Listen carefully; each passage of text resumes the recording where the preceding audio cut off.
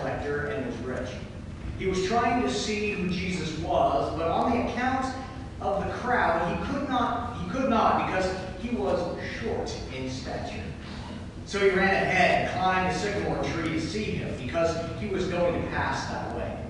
When Jesus came to the place, he looked up and he said to him, "Zacchaeus, hurry and come down, for I must stay at your house today." So he hurried down and was happy to welcome him.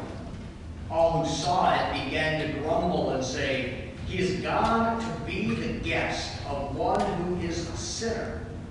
Zacchaeus stood there and said to the Lord, "Look, half of my possessions, Lord, I will give to the poor, and if I have defrauded anyone of anything, I will give back 4 times as much." Then Jesus said to him, "Today salvation has come to this house, because he too is a son of Abraham. For the Son of Man came to seek out and to save the lost." This is the gospel of the Lord. Praise to you, Lord Christ. Please be seated.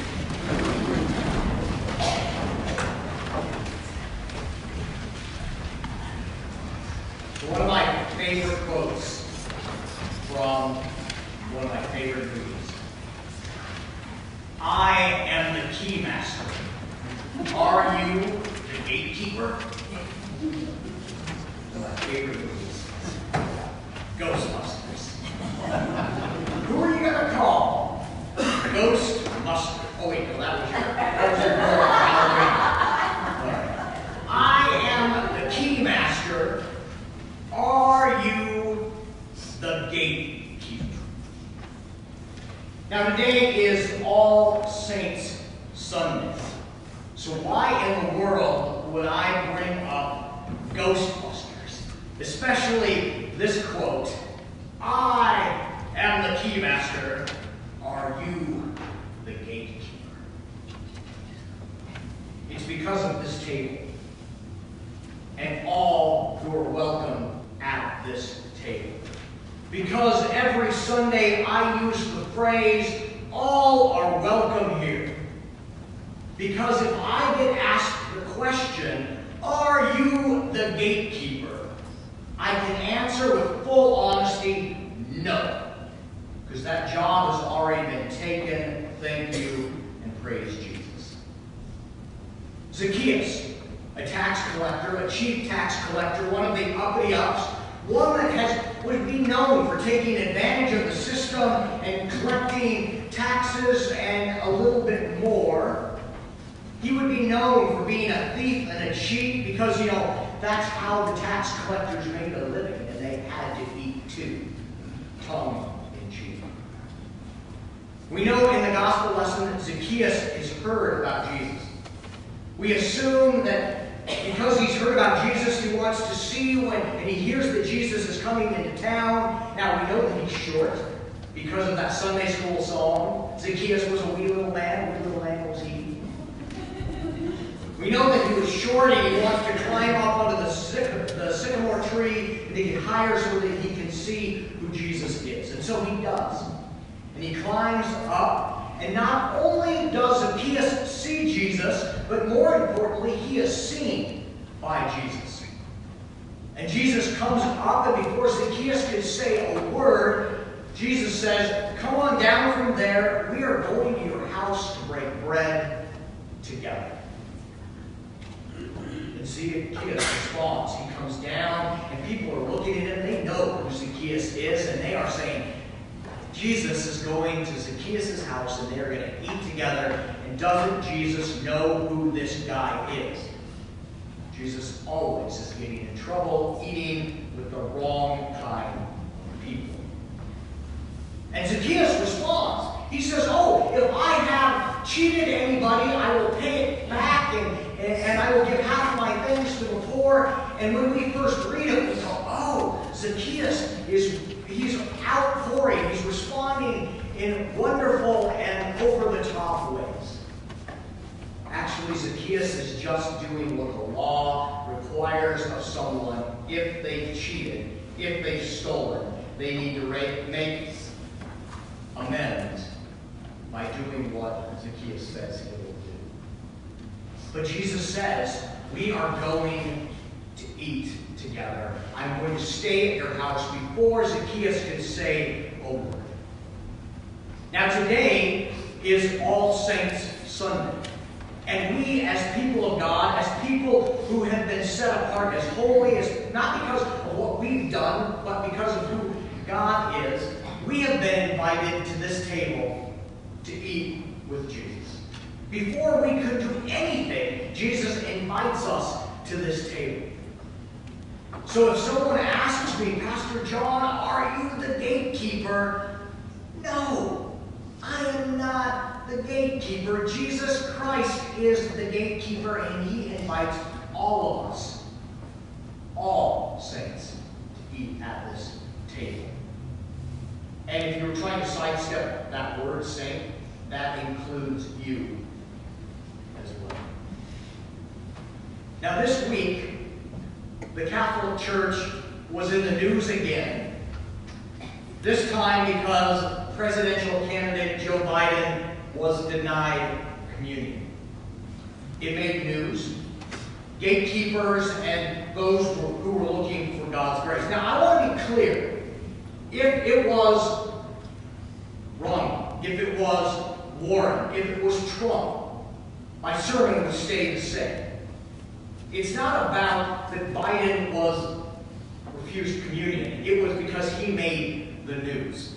Because we know across Christendom there are people that are turned away from this table because there are people who think they have been made a gatekeeper, and those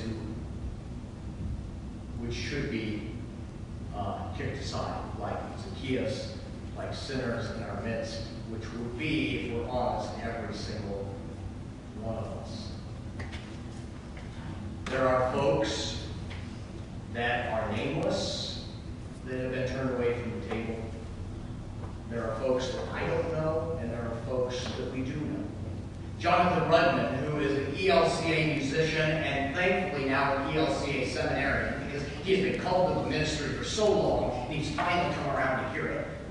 Well, he's been called to the ministry, and he's been doing that through music, and now he's doing it through training for ordained ministry. But he was on a traveling music team called Captive Free. And they had different regions where these musicians and this band would travel. There was the Northwest team, and there was the Southwest team, and there was the East Coast team. And as they traveled, this was an organization that would lead worship and do youth events in the Missouri Synod Church and in the ELCA Church. They walked and they stood on all kinds of lines as they would be erasing them. So Jonathan Rudman has a song he calls Passed By at Communion. And it's an autobiographical song about a time where the Captive Free was they were leading worship in a Missouri Synod Church, and it came to, they preached the gospel, they gave the skit, they were leading the worship, and then it came time for communion.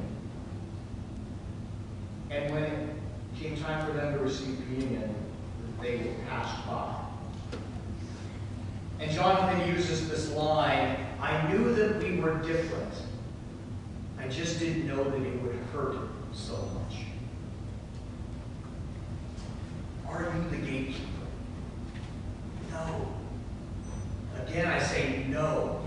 All are welcome at this table. And like Zacchaeus, we are invited here to take part in this meal and experience the grace of God. Anytime we put the word but in front of or afterwards of that word grace, it stops becoming grace. If we say it's God's grace, but you have to, it's God's grace if you, it's not grace. Grace is God's love given to you and me freely, poured out upon you and me. Now we've heard the phrase cheap grace. We don't want cheap grace. We don't want to take advantage of grace and make it cheap grace. Now, to be clear, cheap grace is all about our response. It's not about the God who gives it. God always pours out grace. And it asks a lot of us. It asks us to change our lives. It works in our hearts and directs us in different ways. But the grace poured out to us is always given to us free without cost. And then in response, it costs us everything. Because we come and we take this bread and this wine, and then we are sent to live as God's people in this world. Now, I read the gospel lesson, and I don't know how Zacchaeus responded the second day. After Jesus came and they ate together and Jesus went on, I wonder how Zacchaeus spent his days following as that chief tax collector. We don't know. All we know is that Zacchaeus was invited by Jesus to go into Zacchaeus' home and eat with him. And the response of everybody else around him was like, we know who this guy is. And they grumble because he was invited to the table. But in the eyes of Jesus, the gatekeeper, the door and the living word, he was made worthy. He received and was sent. So we could talk all day long about the named people that were denied a welcome community. We could talk about Trump, we could talk about Biden, we could talk about Warren, we could talk about Romney, but I want to talk about you. I want you to hear this gospel of truth and grace. You, my friends, are welcome at this table. Neither me nor anyone else can tell you that you are not welcome here. That you come and you receive body and blood because of who Jesus is and what Jesus did on the cross and the empty tomb. If Zacchaeus can be invited to eat with Jesus, then you, my friends, can be invited and are invited to receive this meal. If you think that you have to change before you receive the meal of God, well, good luck. If you think that you can take this meal of God and not be changed, good luck. Because when God gets a hold of us, when God starts working on our hearts and our feet and our eyes and our hands, when God reaches out and says, you will serve the world in my name, that's when the beautiful stuff starts to happen. So today, when you come and you receive bread and wine, when you receive body and blood, know that you are receiving the body and blood and the gift of grace given you by our Lord Jesus Christ.